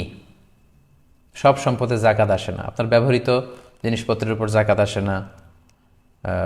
কি কি বিষয়ের উপর জাকাত আসে, অর্থাৎ যেদিন আপনি জাকাতের হিসাব করতে বসবেন ওই দিন কোন কোন জিনিসকে আপনি জাকাতের আওতাভুক্ত করবেন, যেটাকে বলে জাকাতেবল অ্যাসেট, সেগুলো কি কি আমরা সেগুলো একটু শুনি। তার মধ্যে 1 নম্বর হচ্ছে সোনা রূপা। আপনি যেদিন জাকাতের হিসাব করতে বসবেন যে আজকে আমার জাকাত পে করার ডেট, তখন আপনার আশেপাশে, আপনার আওতায়, আপনার আন্ডারে যত সম্পদের মালিক আপনি আছেন সবগুলো হিসাব করতে হবে। তখন আপনি প্রথমে হিসাব করবেন যে আপনার সোনা রূপা আছে কিনা, ইন এনি ফর্ম, যে কোনো ফর্মে, স্বর্ণ বা রৌপ্য যদি জুয়েলারি আকারে থাকে সেটা হিসাব করবেন। বার থাকে গোল্ডের অনেকের কাছে, বিস্কিট, 999-এর বার, অর্থাৎ একেবারে দ্য ফাইনেস্ট গোল্ড, 24 ক্যারেটের গোল্ড দিয়ে বার তৈরি করা হয় বিস্কিট, এগুলো অনেকের কাছে থাকে, এটার পুরো দাম হিসাব করতে হবে। অথবা জুয়েলারি থাকলে হিসাব করতে হবে। অনেকে শখ করে স্বর্ণের প্লেট, গ্লাস এগুলো ইউজ করেন, এগুলো ধরতে হবে। শখ করে অনেকে স্বর্ণের কলম কিনেছে, এরকমও শুনেছি। স্বর্ণের ঘড়ি ইউজ করে অনেকে। গোল্ডের, সিলভারের যত কিছু আছে এটা আপনাকে ধরতে হবে, অল আর জাকাতেবল অ্যাসেট। আচ্ছা, এরপর ক্যাশ টাকা, যেদিন জাকাত হিসেব করবেন পকেটে আছে কত, ওয়ালেটে আছে কত, ড্রয়ারে আছে কত, আলমারিতে কত, ব্যাংকে আছে কত, সেভিংস অ্যাকাউন্টে কত, কিংবা কারেন্ট অ্যাকাউন্টে কত, এগুলো সব হিসাব করতে হবে। এরপর কিছু আছে ইজিলি লিকুইডেট করা যায়, মানে এগুলো ভাঙালি টাকা পাওয়া যায়, এগুলো হিসাব করবেন। যেমন প্রাইস বন্ড কিনে রাখে অনেকে, সঞ্চয়পত্র কিনে রাখে, যেটা ডাক বিভাগের সঞ্চয়পত্র। অবশ্যই এটার থেকে যে প্রফিট আসে এটা সুদ, ওইটার উপর জাকাত আসে না, ওইটা সওয়াবের নিয়ত ছাড়া আপনি জনকল্যাণমূলক কাজে দান করে দিবেন, কিন্তু মূল যে টাকা ওইটার উপর জাকাত আসবে। ফিক্সড ডিপোজিট থাকে, ডিপিএস থাকে, ইন্স্যুরেন্স করা থাকে অনেকের, হেলথ ইন্স্যুরেন্স, লাইফ ইন্স্যুরেন্স, বিভিন্ন ধরনের ইন্স্যুরেন্স, এগুলো কিন্তু আপনাকে হিসাব করতে হবে। যেদিন আপনি জাকাতের হিসাব করতে বসেছেন ওই দিন সব হিসাব করবেন। কিভাবে করবেন? যেদিন জাকাত হিসাব করবেন ওই দিনের ডিপোজিট বা ইন্স্যুরেন্সের জন্য আপনি একটা স্টেটমেন্ট নেবেন ওই কোম্পানি থেকে বা ব্যাংক থেকে, একটা স্টেটমেন্ট নিয়ে নিতে হবে। আপনি জিজ্ঞেস করবেন যে আজকে যদি এই ইন্স্যুরেন্সটা আমি ভেঙে ফেলি তাহলে কত টাকা পাওয়া যাবে। যেহেতু ম্যাচিউরড হলে শেষে আপনি একটা টাকা পাবেন, বা ডিপোজিটের শেষে একটা টাকা পাবেন, কিন্তু আজকে যদি আমি এটাকে ভেঙে ফেলি তাহলে কত টাকা পাওয়া যাবে, তখন তারা একটা স্টেটমেন্ট আপনাকে দিবে যে আজকে এটার কত স্থিতি দেখানো হচ্ছে, ওই টাকাটা আপনাকে নোট করতে হবে। ওইটা জাকাতেবল অ্যাসেট, ওইটা আপনি হিসাব করবেন। আশা করি বিষয়টা বুঝতে পেরেছেন। এরপর সম্মানিত দিনী ভাই এবং বোনেরা, ব্যবসার সম্পদে কিন্তু জাকাত দিতে হয়, যেটাকে আরবিতে আমরা বলি উরুদুত তিজারা। যে সমস্ত জিনিস আপনি বিক্রয় করার নিয়তে কিনেছেন, আপনার কিন্তু সেটা থেকে জাকাত দিতে হবে। বিক্রির নিয়ত না থাকলে, বিজনেসের নিয়ত না থাকলে জাকাত দেয়া লাগে না। যেমন আপনি স্থাবর সম্পদ বাড়ানোর জন্য ফ্ল্যাট কিনেছেন, কেনার সময় আপনি এমন নিয়ত করেননি যে আপনি ভাড়া দিবেন, অথবা এমন নিয়ত করেননি যে আপনি এটা বিক্রি করবেন বেশি দাম পেলে, শুধু কিনে রেখেছেন আপনার রিয়েল এস্টেট বা স্থাবর কিছু সম্পদ বাড়ানোর জন্য, সেটার কোনো জাকাত নেই। অথবা জমি কিনে রেখেছেন, মশালাটা খুব ভালো করে বুঝতে হবে, জমি কিনে রেখেছেন কিংবা ফ্ল্যাট কিনে রেখেছেন স্থাবর সম্পত্তি বাড়ানোর জন্য, এটা দিয়ে বিজনেসও করতে চান না, এটা ভাড়াতেও খাটাতে চান না, সম্পদ এমনি পড়ে থাকবে, এটার উপর জাকাত আসে না। যদি ভাড়া খাটাতে চান ভাড়ার উপর জাকাত আসবে, যদি বিক্রি করতে চান তাহলে পুরো সম্পদের উপর জাকাত আসবে। তো তাহলে আপনি যদি বিজনেসম্যান হয়ে থাকেন, আপনার ব্যবসার সম্পদে কিন্তু জাকাত আসবে। সেক্ষেত্রে আপনার ব্যবসা প্রতিষ্ঠানে যেগুলো বিক্রি করার জন্য আপনি নিয়ে বসেছেন, সেগুলোর হিসাবটা ওই দিন করতে হবে যেদিন আপনি জাকাতের হিসাব করবেন। কিন্তু আপনার ব্যবসা প্রতিষ্ঠানে, আপনার কোম্পানিতে যে ফিক্সড অ্যাসেট আছে, এগুলো কিন্তু হিসাব করা লাগবে না। যেমন আপনার একটা ফ্যাক্টরি আছে, ওই ফ্যাক্টরিতে যে ফিক্সড অ্যাসেট আছে, লেটস সে ফ্যাক্টরির যে জায়গা, যে জায়গার উপর ফ্যাক্টরি গড়ে তুলেছেন, ওইটার হিসাব করা লাগবে না, এটা জাকাতেবল অ্যাসেট না। তারপর আপনার ফ্যাক্টরিতে যে মেশিনারিজ আছে, টেবিল চেয়ার আছে, কম্পিউটার আছে, ফ্যান আছে, এগুলো হিসাব করা লাগবে না। আপনার ফ্যাক্টরি থেকে প্রোডাক্ট বা মালামাল আনা নেওয়া করার জন্য আপনার ভ্যান গাড়ি আছে, লরি আছে, ট্রাক আছে, পিক আপ আছে, এগুলো হিসাবে আসবে না। বরং আপনার ফ্যাক্টরিতে যেটা আপনি উৎপাদন করে বিক্রি করেন, ওই পণ্য কি পরিমাণ আছে, অথবা ওইটার র ম্যাটেরিয়াল কি পরিমাণ আছে, এগুলো হিসাব করতে হবে। এইভাবে ব্যবসায়ীদের হিসাবটা করে ফেলতে হয়। এবার আসেন শেয়ার বাজারে। আমাদের যে শেয়ারগুলো থাকে, এগুলোও কিন্তু জাকাতেবল অ্যাসেট, এগুলোর উপর জাকাত আসে। অর্থাৎ আপনি যেদিন জাকাতের হিসেব করবেন, ওই দিন আপনার শেয়ারের হিসেব করবেন। শেয়ার দুই ধরনের হয়, একটা হচ্ছে প্রাইমারি মার্কেটে একটা নেট ভ্যালু ফিক্স করে দেওয়া হয়, পরে এটা সেকেন্ডারি মার্কেটে দাম বাড়তে থাকে, ভালো দাম পেলে অনেকে বিক্রি করে। তো যেদিন আপনি জাকাতের হিসেব করবেন, ওই দিন আপনার শেয়ারের সেকেন্ডারি মার্কেটে বিক্রয়ের জন্য যদি হয়, তাহলে ওই দিন যে মূল্য বাজারে দেখাচ্ছে, মানে এখনই এই শেয়ারগুলো বিক্রি করে দিলে আপনি যত টাকা পাবেন, এটা আপনাকে হিসেব করতে হবে। এটা কিন্তু জাকাতেবল অ্যাসেট, জাকাতযোগ্য সম্পদ, এটাকে আপনাকে হিসাব করতে হবে। আর কিছু কিছু শেয়ার আছে, বিভিন্ন কোম্পানিতে বিনিয়োগ করেছেন, বিভিন্ন কোম্পানির শেয়ার আপনি কিনেছেন লং টার্ম ইনভেস্টমেন্টের জন্য, সেক্ষেত্রে আপনার যেটা হিসাব করতে হবে যে ওইখানে আপনার অ্যাকাউন্টসে বা ফিনান্স সেক্টরে জানতে হবে যে পুরো কোম্পানিতে জাকাতেবল অ্যাসেট কতটুকু আছে, কত পার্সেন্ট। বড় কোম্পানিগুলোতে জাকাতেবল অ্যাসেট কত পার্সেন্ট আছে, এই হিসাবটা বের করে আপনার শেয়ারে কতটুকু জাকাতেবল অ্যাসেট পড়ে, সেটা আপনাকে নোট করে নিতে হবে। এগুলোর ক্ষেত্রে, যে শেয়ার বিক্রির ক্ষেত্রে, পণ্য বিক্রির ক্ষেত্রে বিক্রয় মূল্য, বাজারে নিয়ে বিক্রয় করলে আপনি যত টাকা পাবেন ওইটা ধরা হবে। যেমন আমার বোনদেরকে আমি বলি, আপনারা যখন আপনাদের নাকফুল, কানফুল কিংবা গলার যে নেকলেস আছে, হাতের চুড়ি, এই যে আপনাদের অলংকারগুলো, এগুলো আপনি যত দিয়ে কিনেছিলেন সেটা কিন্তু আপনি হিসাব করবেন না জাকাত শেয়ার করার দিন। আই রিপিট, আমি আমার প্রিয় বোনদেরকে বলছি, আপনার যে নাকের গহনা, কানের গহনা, গলার গহনা, হ্যাঁ, আপনার যে অর্নামেন্টস বা জুয়েলারিগুলো আছে, লেটসে আপনি 7 লক্ষ টাকার গহনা কিনেছিলেন গত বছর, তার মানে আপনি নিশ্চয় পরিমাণ সম্পদের মালিক। এই বছর যখন আপনি জাকাত দিবেন, তখন কিন্তু এটার মূল্যমান আপনি 7 লক্ষ ধরবেন না। এই 7 লক্ষ টাকার গহনা, অর্নামেন্টসগুলো বাজারে নিয়ে বিক্রি করলে যত দাম পাবেন, মানে বিক্রয় মূল্য, সব সময় বিক্রয় মূল্যটা ধরতে হবে, ওই টাকার উপর জাকাত আসবে। যেমন আপনি যদি 7 লক্ষ টাকার জুয়েলারি কিনে থাকেন, এখানে মেকিং চার্জ বাদ দিতে হবে, কারণ এগুলো যখন কারিগররা অলংকার বা গহনা বানিয়েছে, একটা মেকিং চার্জ আছে, ওইটা বাদ দিবেন। এখানে খাদ আছে, এগুলোর দাম বাদ দিতে হবে। তো সাধারণত আপনি গহনা নিয়ে যদি বাজারে বিক্রি করতে যান, তারা মূল দামের 20% কেটে রেখে দেবে, 20% বাদ দিয়ে বাকি দামটা আপনাকে দিবে। ওই দামটার 2.5% আপনি জাকাত দিবেন। প্রিয় বোনেরা, এই বিষয়টি আপনাদেরকে খেয়াল রাখতে হবে। তাহলে এই পয়েন্টে আমরা জানতে পারলাম জাকাতযোগ্য সম্পদ কি কি। যে যে সম্পদগুলোর কথা আমি উল্লেখ করেছি, সাধারণত এগুলো হচ্ছে জাকাতেবল অ্যাসেট, এবং জাকাত হিসেব করার সময় এগুলোর উপর আপনাকে জাকাত দিতে হবে। এবং যেদিন আপনি জাকাত হিসেব করবেন, সেদিন এগুলোর উপর আপনাকে জাকাত আদায় করে দিতে হবে। তাহলে আমরা জানলাম যে কোন কোন সম্পদের উপর জাকাত দিতে হয়। এতটুকু পর্যন্ত যে আলোচনা করেছি, এতে করে আপনাদের কাছে ক্লিয়ার হওয়ার কথা যে কিভাবে আপনারা জাকাত হিসাব করবেন। খুব সহজ সোজাসাপটা নিয়ম হচ্ছে, আপনি জাকাতের হিসাবটা এভাবে করবেন। একটু আগে আমি আপনাদেরকে জাকাতেবল অ্যাসেটের যে লিস্ট পড়ে শুনিয়েছি, মানে যে সমস্ত সম্পদে জাকাত আসে এগুলোর যে লিস্ট আপনাকে পড়ে শোনালাম, এগুলোর মূল্যমান কত এ সবগুলো আপনাকে ক্যালকুলেট করে ফেলতে হবে, হিসাব করতে হবে, তাহলে একটা বড় অ্যামাউন্ট দাঁড়াবে। লেটসে আজকে আপনি জাকাতের হিসাব করছেন, আপনি এগুলো সব যোগ দিয়ে ফেললেন। যোগ দেওয়ার পরে আপনি দেখবেন যে আপনার ঋণ আছে কিনা। যদি ঋণ থাকে যেটা একবারে পরিশোধ করতে হবে, এই ঋণটা আপনি এখান থেকে বাদ দিবেন।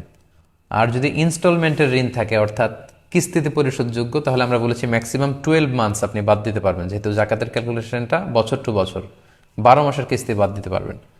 এই দুইটা বাদ দেওয়ার পরে এরপরে যে ব্যালেন্স দাঁড়াবে, now this balance or this amount is the final zakatable asset. ওই জাকাতেবল অ্যাসেট থেকে আপনি 2.5% হারে জাকাত দিবেন। আই রিপিট, আমি আবারও বলছি, 2.5% হারে আপনি জাকাত দিবেন, এবং অবশ্যই সেটা এক চন্দ্র বছর অনুযায়ী হিসাব করতে হবে। যদি আপনি সোলার ইয়ার অনুযায়ী হিসাব করেন, অর্থাৎ একজন রজব মাসে নিসাব পরিমাণ সম্পদের মালিক হয়েছিলেন, তার মানে এরপরের বছর রজব মাসে আপনি জাকাত দিবেন, কিন্তু আপনি রজব মহারম এই মাসগুলো হয়তো মুখস্থ রাখেননি বা ভালোভাবে জানেন না, আপনি সোলার ক্যালেন্ডার ফলো করেন, জানুয়ারি ফেব্রুয়ারিতে অভ্যস্ত, তাহলে সেটাও আপনি করতে পারেন যে আপনি জানুয়ারির 5 তারিখে যদি নেশাব পরিমাণ সম্পদের মালিক হন, এটা যদি 1 বছর থাকে, তাহলে পরের বছর জানুয়ারিতে যদি আপনি জাকাত দিতে চান, সেক্ষেত্রে কিন্তু আবার আপনার জাকাত 2.5% আদায় করলে হবে না। সেক্ষেত্রে আপনাকে 2.5% দিলে হচ্ছে না, আপনাকে দিতে হবে 2.58%। তখন জাকাতের পার্সেন্টেজ বেড়ে যাবে। এর কারণ হচ্ছে চান্দ্র বৎসর এটা 11 দিন কম, 354 দিনে এক চান্দ্র বৎসর হয়ে যায়, কিন্তু সৌর বৎসর হয় 365 দিনে। জানুয়ারি ফেব্রুয়ারির ক্যালেন্ডারে 365 দিন এক বছর হয়। তো এই যে 11 দিন বেড়ে গেল, তখন আপনার জাকাতের পার্সেন্টেজ আর 2.5% থাকবে না। এটা ক্যালকুলেট করলে দাঁড়ায় 2.58%। সেই জাকাতটা আপনাকে পে করতে হবে। তাহলে আশা করছি যে কিভাবে জাকাতের হিসাবটা আপনি করবেন এটাও আপনারা ইতিমধ্যে বুঝতে পেরেছেন। আমি যদি আপনাদেরকে একজনের জাকাত হিসেব করে এখন দেখাই, একজন ব্যক্তির সম্ভাব্য যে এইভাবে হিসেবটা হবে, তাহলে আশা করি ক্যালকুলেশনটা আরও সহজ হয়ে উঠবে আপনাদের কাছে। ধরুন একজন ব্যক্তি, তার নাম হচ্ছে আবদুল্লাহ বা আব্দুর রহমান, জনাব আবদুল্লাহ, লেটসে জনাব আবদুল্লাহ। উনি গত বছর রমাদানের 20 তারিখে নেসাব পরিমাণ সম্পদের মালিক হয়েছিল। মাসালান, উদাহরণস্বরূপ আমি আপনাদেরকে বোঝানোর জন্য বলছি, ফর এন এক্সাম্পল, উনি গত বছর রমাদানের 20 তারিখে নেসাব পরিমাণ সম্পদের মালিক হয়েছিল, এবং পুরো 1 বছর ওনার সম্পদ আছে, আরও সম্পদ বেড়েছে, ব্যবসায় অনেক উন্নতি হয়েছে। তার মানে তার এই সম্পদের মালিকানাটা স্টেবল, কমেনি, সে সচ্ছল ধনী ব্যক্তি। পাশাপাশি তার পূর্ণ ওনারশিপে আছে এবং তার সব খরচ শেষে অনেক টাকা তার হাতে পড়ে আছে, তার মানে তিনি জাকাত আদায় করবেন। তো গত বছর রমাদানের 20 তারিখে যদি উনি নিসাব পরিমাণ সম্পদের মালিক হন, তাহলে 2020 সালের 19 সালে যদি মালিক হন, তাহলে 2020 সালের রমাদানের 20 তারিখে ওনার 1 বছর পূর্ণ হবে। মানে আজকে উনি জাকাতের হিসেব করতে বসলেন। তাহলে আজকে আমাদের আলোচনার দিকে যদি আমরা খেয়াল করি, সেটার আলোকে উনি কিভাবে জাকাতের হিসাব করবেন। ধরুন জনাব আবদুল্লাহ, উনি আজকে জাকাতের হিসাব করতে বসলেন কাগজ কলম নিয়ে। উনি দেখলেন যে ওনার কাছে কিছু স্বর্ণের অলংকার আছে, গোল্ড আছে, ধরুন গোল্ড। সো এই গোল্ডের হিসাব তিনি করলেন এবং বাজারে তিনি যোগাযোগ করলেন যে গোল্ডগুলো বিক্রি করলে কত টাকা পাওয়া যাবে। উনি জানতে পারলেন যে 1 লক্ষ টাকা পাওয়া যাবে। তাহলে উনি ধরুন যে কাগজে লিখলেন যে 1 লক্ষ টাকা হচ্ছে আমার গোল্ড আছে। এরপর উনি হিসাব করলেন যে ক্যাশ আছে কত ওনার। উনি খেয়াল করে দেখলেন যে ওনার ড্রয়ারে আছে 5,000 টাকা, এবং ওনার একটা অ্যাকাউন্টে আছে আরও 25,000 টাকা। তাহলে 5 আর 25 মিলে হলো কত? 30,000 টাকা। তাহলে 1 লক্ষ টাকা গোল্ড বিক্রি করে পেলেন বা গোল্ডের দাম হিসেবে জানলেন। ক্যাশ টাকা আছে ব্যাংকে এবং সাথে মিলে 30,000, হলো 1,30,000 টাকা। এরপর ধরুন জনাব আবদুল্লাহর একটা ইন্স্যুরেন্স আছে, যে ইন্স্যুরেন্সটা এখন যদি ভেঙে ফেলে তাহলে উনি এটার স্থিতি যত আছে উনি জানতে পারলেন স্টেটমেন্ট অনুযায়ী যে 2 লক্ষ টাকা উনি এখন পাবেন। তাহলে এটা কিন্তু জাকাতেবল অ্যাসেট, উনি যোগ দিলেন 2 লক্ষ টাকা। এরপরে ধরুন যে 1 বছর উনি একটা ফ্যাক্টরি নির্মাণ করে সেখান থেকে ব্যবসা শুরু করেছেন। তো এই ফ্যাক্টরিতে জাকাতেবল অ্যাসেট আছে ধরুন ওনার 5 লক্ষ টাকা, ফর এন এক্সাম্পল, এটাও উনি যোগ দিলেন। তাহলে দেখা গেল জনাব আবদুল্লাহর আজকে যে জাকাত হিসাব করতে হচ্ছে, তার জাকাতেবল অ্যাসেট টোটাল এটার সংখ্যা দাঁড়াচ্ছে 8,30,000 টাকা মোট। এই পরিমাণ সম্পদের তিনি মালিক আমরা ধরে নিলাম। এবার ধরুন আবদুল্লাহর একটা ঋণ আছে, তার বন্ধুর কাছ থেকে কয়েক মাস আগে তিনি 1 লক্ষ টাকা নিয়েছিলেন ঋণ এবং বলেছেন যে 6 মাসের মধ্যে তিনি এটা দিয়ে দিবেন। তাহলে যেই ঋণ একবারে পরিশোধ করতে হবে, আমরা বলেছিলাম এটা পুরো বাদ যাবে। তাহলে তার মূল সম্পত্তি 8,30,000 টাকার মধ্যে থেকে উনি ওনার যেটা ঋণ পে করতে হবে এটা উনি বাদ দিয়ে ফেলবেন, যেহেতু এটা ডিডাক্ট হয়ে যাবে। 1 লক্ষ বাদ দিলেন। এবার ধরুন উনি একটা লেটসে গাড়ি কিনেছিল ইনস্টলমেন্টে, কিস্তিতে, যেটা প্রতি মাসে মাসে উনি পে করে যাচ্ছেন। তাহলে আমরা বলেছিলাম ইনস্টলমেন্টে যদি কেউ কিস্তিতে ঋণ পরিশোধ করে তাহলে সর্বোচ্চ 12 মাসের কিস্তির টাকা উনি বাদ দিতে পারবেন। তো 12 মাসের কিস্তির টাকা যদি উনি বাদ দেন তাহলে দেখা যাচ্ছে যে এখানে আসে 1,50,000 টাকা। এটাও কিন্তু উনি টোটাল টাকা থেকে বাদ দিতে পারবেন। তাহলে জনাব আবদুল্লাহর মোট জাকাতযোগ্য সম্পদ বা জাকাতেবল অ্যাসেট আমরা যোগ করে পেলাম 8,30,000 টাকা, এবং ওনার 2টা ঋণ আছে, একটা এককালীন পরিশোধযোগ্য আর একটা কিস্তিতে বা ইনস্টলমেন্টে পরিশোধযোগ্য। এই 2টা যদি আমি যোগ দিই তাহলে হচ্ছে 2.5 লক্ষ টাকা। তাহলে ওনার মূল সম্পদ 8,30,000 টাকা থেকে আমরা যদি 2.5 লক্ষ টাকা বাদ দিয়ে দিই তাহলে জনাব আবদুল্লাহর কাছে এখন থেকে যাচ্ছে 5,80,000 টাকা। এই 5,80,000 টাকা হচ্ছে ওনার জাকাতেবল অ্যাসেট। এই 5,80,000 টাকার উপর থেকে উনি 2.5% হারে জাকাত দেবেন। 5,80,000 টাকাকে যদি 2.5% দিয়ে উনি ভাগ দেন তাহলে দেখা যাবে যে ওনার জাকাতের টাকাটা বের হয়ে আসছে। তো 5,80,000কে 2.5% হারে যদি আমরা হিসেব করি তাহলে ওনার 14,500 টাকা জাকাত আসে। বাংলাদেশি টাকায় 5,80,000 টাকা থেকে 2.5%-এ জাকাত আসে 14,500 টাকা। তো জনাব আবদুল্লাহ সাহেবকে এই 14,500 টাকা আল্লাহর বর্ণিত যে 8টি খাত আছে যে কোনো একটি খাতে জাকাত আদায় করে দিতে হবে। সম্মানিত সুধী, আশা করি এই সহজ পদ্ধতিতে আপনারা যদি জাকাতের ক্যালকুলেশন করেন তাহলে জাকাত নিয়ে যে আমাদের দুর্বোধ্যতা, আমরা মনে করি হিসাবটা খুব জটিল, এই জটিলতা আপনাদের থাকবে না এবং সহজে আপনারা আপনাদের জাকাতের ক্যালকুলেশন করে ফেলতে পারবেন বলে আমি আশা করছি। তাহলে আমি যদি একটু আবার রিভাইজ করি তাহলে আমরা দেখব যে আজকে আমরা শিখলাম যে কাদেরকে জাকাত দেওয়া যাবে না। তারপর আমরা জানতে পারলাম যে জাকাত ফরজ হওয়ার 5টি শর্ত আছে, সেগুলো কি কি। এরপর আমরা জানতে পেরেছি জাকাতেবল অ্যাসেট বা জাকাতযোগ্য সম্পদ কি কি, এবং সবশেষে আমরা আজকে শিখে ফেললাম কিভাবে খুব সহজ পদ্ধতিতে জাকাত আদায় করতে হয়। এই ছিল আজকের আলোচনা। আগামী লাইভে ইনশাআল্লাহ আমরা ফসলের জাকাতের ব্যাপারে বলবো, কিভাবে আমাদের যারা ধান চাষ করি, পাট চাষ করি, বিভিন্ন গম চাষ করি, বিভিন্ন জিনিস আলু চাষ করি, এই যে আমরা ফসলের যে জাকাতের হিসাব আছে অসুর, নিসফে অসুর, 5%, 10%, এটার বিধানটাকে খুব সংক্ষেপে আপনাদের সাথে শেয়ার করব, এবং পাশাপাশি কিভাবে কি দিয়ে জাকাত দিলে খুব প্রোডাক্টিভ ওয়েতে এই জাকাতটা আদায় হবে এই বিষয়ে আমরা কথা শুনবো ইনশাআল্লাহ। এবং আগামী পর্বের লাইভটি হবে রমাদানের আমাদের সাপ্তাহিক লাইভের সর্বশেষ লাইভ। এখানেই আজকের লাইভ প্রোগ্রামটি আমরা শেষ করতে যাচ্ছি। আমরা কাফারাতুল মাজলিস পরে আলোচনার ইতি ঘটাচ্ছি। সুবহানাকাল্লাহুম্মা বিহামদিকা আশহাদু আল্লা ইলাহা ইল্লা আনতা আস্তাগফিরুকা ওয়া আতুবু ইলাইক। ওয়াসসালামু আলাইকুম ওয়া রাহমাতুল্লাহি ওয়া বারাকাতুহু।